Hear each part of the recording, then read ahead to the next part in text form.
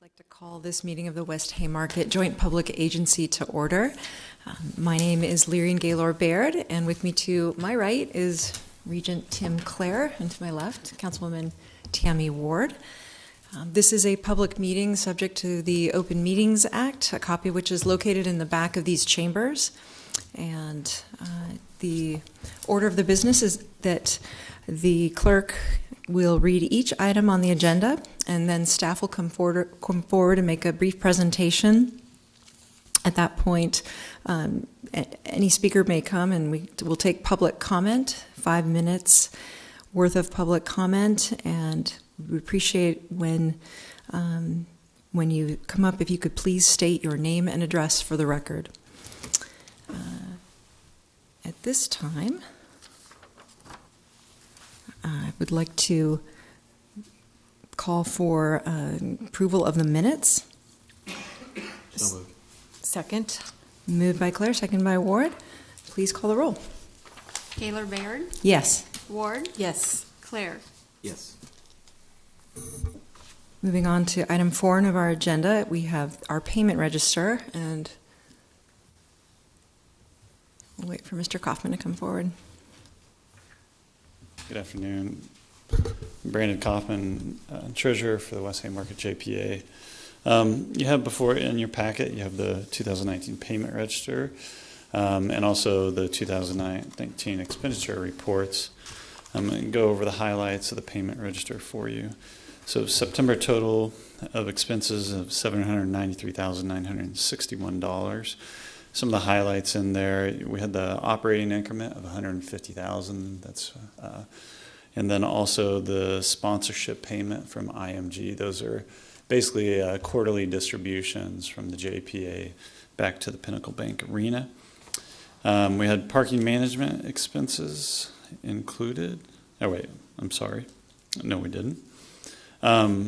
We had payments to the DEC. There were two kind of down at the bottom of the report of $177,000, $35,963. So those payments are made to the DEC, and then the JPA bills back about 69% of that to customers. So about $147,000 is billed back to customers, so it's about a net of $66,000 to the JPA. You had $17,722 of various arena repair and maintenance type items. That's for annual contracts for elevator, IT type supplies, food and beverage maintenance equipment. So just various items at the arena. There's also $123,751 payment to Robbins Inc. That's the payment for the basketball floor, which was delivered, installed, and accepted as it is. And then if you go to the second page of the report, there's also an additional $140,445 to CEIA USA, and that was for the metal detectors that were recently delivered. There are some small expenses that came out of the capital budget. That's on the back on the first page. You can see $10,795. Some of that was funds that was paid out for some pigeon proofing, kind of the retainage that was left over for pigeon proofing. And those make up the majority of the expenses within that report. There are still some environmental expenses. You can see Kennedy Jenks Consultants that are also rolling through the capital side. In addition, all those expenses are included in your updated expenditure reports for the capital and also the operating budget. You also have a statement of revenues, expenditures, and changes in the fund balance for the West Haymarket JPA. You can see as of September 30th, we had revenues of $2.4 million, expenditures of $1 million for a surplus of $1.4 million for an ending balance of $46.3 million. In addition, there's also an income statement that's included in your packet from Pinnacle Bank Arena. You can see total revenues of about approximately $6 million, expenditures of $5.3 million for a surplus for Pinnacle Bank Arena of $658,000. So that brings their retained earnings, which are basically their cash balances or fund balances, of $883,000 for the end of their last fiscal year. As of 9/30/2019, occupation taxes were up 1.16%, and that's 27% over the original projections, which corresponds with the year 2032. So we're still performing well in occupation taxes. Any questions for Mr. Kaufman? No? Okay. We'd welcome public comment on this item. If there's anyone here who'd like to speak, please come forward now. Okay. Oh, sorry. Sorry. No. Mike Stroop, 6921 Orchard, Chairman, Pinnacle Bank Arena Advisory Board. The board did meet earlier this month. We went over the financials and we found them to be in order, and we were pleased to see how the fiscal year ended. So we did vote, we approved, and I just want to let you know that the board did approve the financials for that fiscal year. Thank you. Any questions? All right, thank you. Thank you. I have one question for Mr. Lorenz, since he's here, if you don't mind coming up, Tom.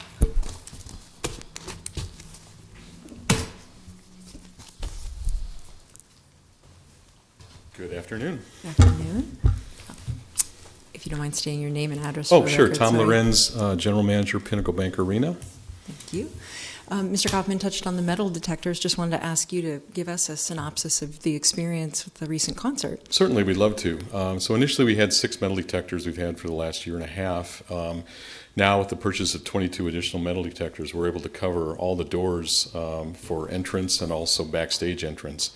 We were able to use it for 2 concerts. We used it for Miranda Lambert, which probably had a attendance around 7,000. It worked very well. But then we were able to use it for Guns N' Roses, which is a little over 11,000 that came through. Because of the way they're set up throughout the doors, not only at the northeast entrance, but at the south entrance, multiple entrance periods through, it went very quickly. There was no long lines. We're able to do a very good job of scanning our patrons as they come in.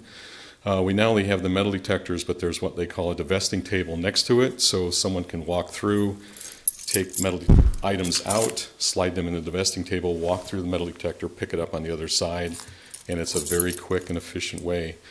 It's a lot less invasive than it used to be when we would wand people, much quicker, and we were very pleased, the promoter is pleased, and people seem to, frankly, be very happy with the experience because it didn't hold them up and they weren't standing outside waiting for that, for security. So we appreciate the opportunity to have those. We think we're in a much more secure position, and we're very happy with the way it worked out. Thank you. Any other questions? Thanks. Okay. Before we move on to the next item, is there any other public comment? Okay. Casey, could you please call the next item? Oh, sorry, we need to make a vote on the payment register. Could I entertain a motion? So moved. Acceptance. Ward made the motion, seconded by Claire. Could you please call a roll on approval of the 2019 payment register, September 2019 payment register? Gaylor Baird, Yes. Ward, Yes. Claire. Yes. The next item, item number 5, WH 19-30, resolution authorizing payment to the City of Lincoln for reimbursement of the Canopy Street canopy restoration costs in the amount of $160,000. Good afternoon again. This was a holdover item from the last where Regent Claire asked for some backup documentation. So there's backup documentation included in your packet for $160,000. It's on the screen here.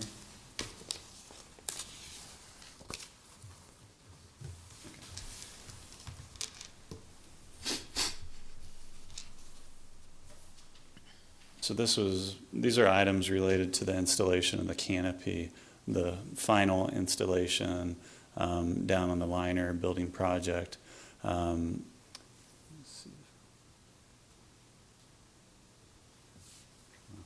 didn't come up there. There should be items in your packet that are highlighted in yellow with the expenditures that total up to $160,000. So this resolution would give me the authority to transfer those funds to the city for reimbursement for those services. And remind me, the situation with this was that it was a timing thing. We just had to get it all done, and this was our agreed upon share, right? Yes, yeah. All right, any further questions? Okay, thank you. Would anyone like to come up and speak to this item? Seeing no public comment, please call, or, sorry, could I please get a motion on item number 5? Second. Moved by Claire, seconded by Ward. Please call the roll. Gaylor Baird, Yes. Ward, Yes. Claire. Yes. Next item, item number 6, WH 19-31, resolution authorizing the chairperson to enter into a contract with K2 Construction to replace the heating loop glycol at the Pinnacle Bank Arena for sum not to exceed $41,552.50 pursuant to bid number 19-251. Casey, what is loop glycol? I'm here to answer that. Instead of sending Brandon up, I figured I'd come up on this. So what this process is the cooling and heating loop that's within Pinnacle Bank Arena. What we call loop would be all the piping that we get heating and cooling. We get hot water and chilled water from the District Energy Corp. It comes into the building in 4 large pipes, 2 that are inlet and 2 that go out.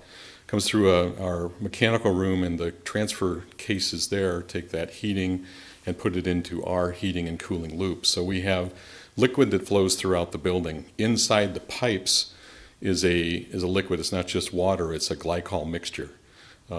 Initially, when we first opened and throughout the first couple of years, there were some leaks within the building on some of the connections, and some of the glycol and the mixture would leak out. It was replaced with water. Right now, the mixture is 7% glycol, and it should be closer to 30% glycol. Plus, not only does this glycol make it more efficient to transfer heat and cooling, but it also protects the insides of the pipes. So what we're doing with K2 is that they will pump out the remainder of liquid that's within this loop and dispose of that properly, since there is some glycol mixture within it, and replace it with a new water and glycol mixture and that will be at the proper amount. It's a closed loop. We haven't had any leaks, and so this should last for a long time. It will also make us more efficient in our heating and cooling. So it's like you're getting an oil change. Pretty much, yeah. More like a flushing of your radiator, because it's the glycol would be very, very close to an antifreeze. Any further questions? Madam Chair? Yes. Is this, because that learning curve for me, Tom? First time that we've had to do this? Yes. Okay. Yeah.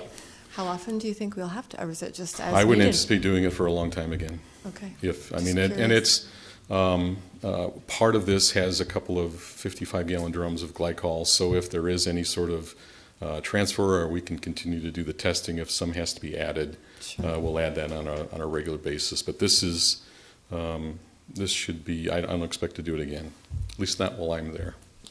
Understood. Yeah. Thank you. All right, thank you. Thanks. Would anyone like to come and testify on this item?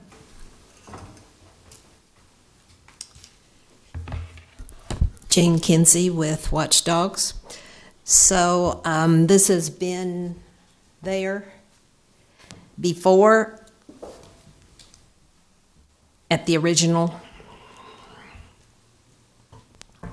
What's been there before, Jane? So you had this loop originally? Yes, yeah, this is the piping in the building. This would be the heating and cooling piping that was, put in when the building was built. Just like this building will have a heating and cooling loop, so that it goes into each room, goes across registers or heat transfer cases, and takes the heating and cooling that comes from a central plant and spreads that throughout the building.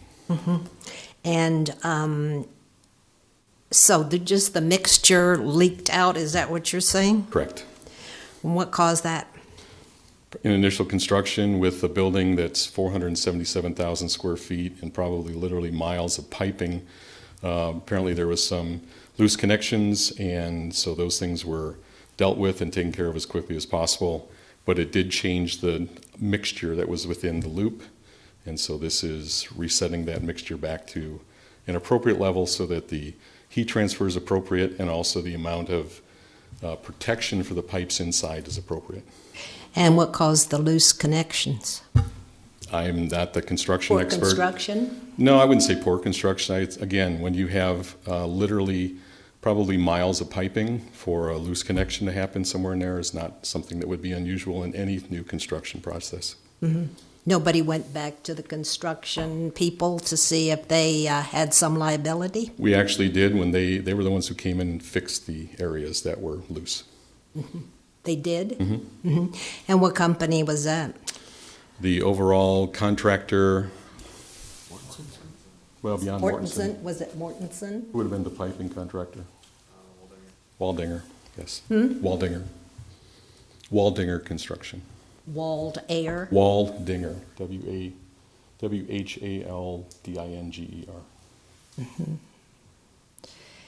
And they didn't pay for the lost mixture? No, they did not. What was that sum for the, they repaired it at their own expense? Correct. Right? Okay. So, but they didn't provide the replacement? They did not. Okay. So what was made up in there would have been water making it up, as opposed to changing the mixture back and adding more glycol. And so as a process of what we do, we went back and tested it and found it was low, and that's what makes it appropriate now to change that out.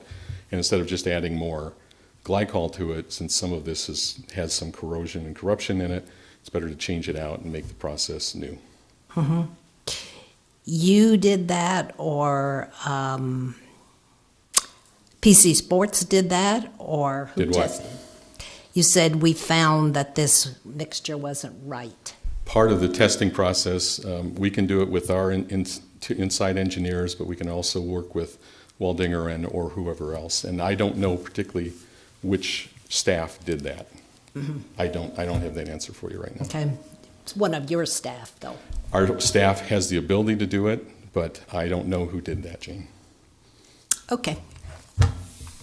Okay, would anyone else like to testify? All right, seeing none. Any further discussion on this item?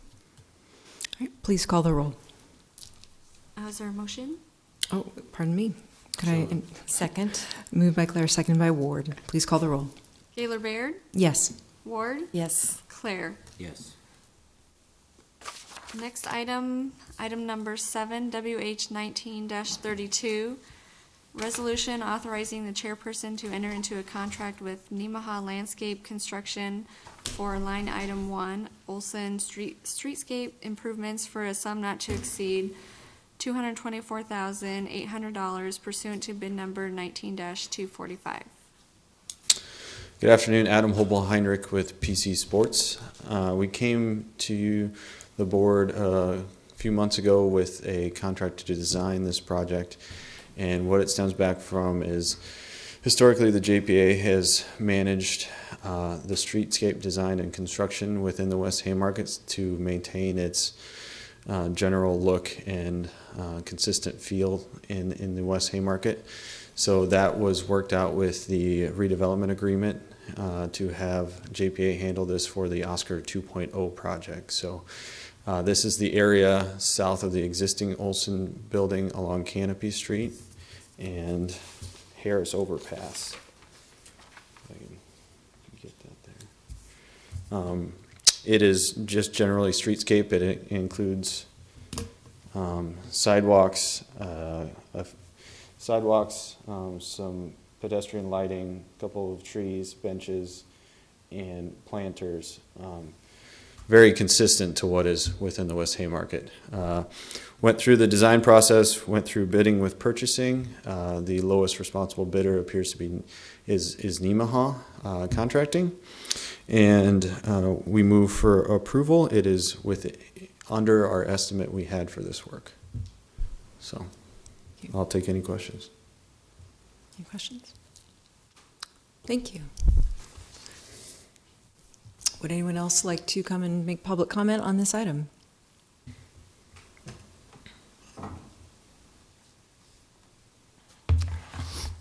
Jane Kinsey with Watchdogs. So is this new? Is this replacement?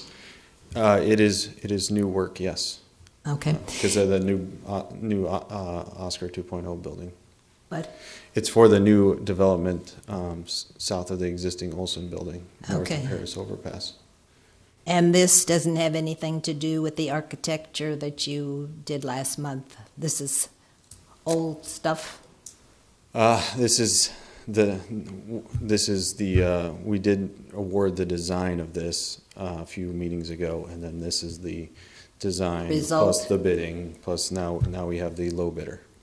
Okay, so that's done then? Is that it? Yes, the bids came in under the estimate we had, so that's a good thing. Okay. Is this for beautification? It was part of the redevelopment agreement, so it's just the new building is going to get a streetscape similar to all the other streetscapes that the JPA did in the West Haymarket. Mm-hmm. Okay. And it breaks down into concrete, what various items? Just as you would see if you walk down the Haymarket today, West Haymarket today, you will see some concrete, some pavers, a few trees, some benches, trash cans, pedestrian lighting, and some planters. So Okay, remaining at very consistent and durable materials out there. Okay. And it's not replacing anything, it's new? The only thing it's replacing is we did a temp sidewalk in there when we built the parking lot that now has become the building. So it's been all tore out already by the developer. So we're putting in the permanent finally. Okay.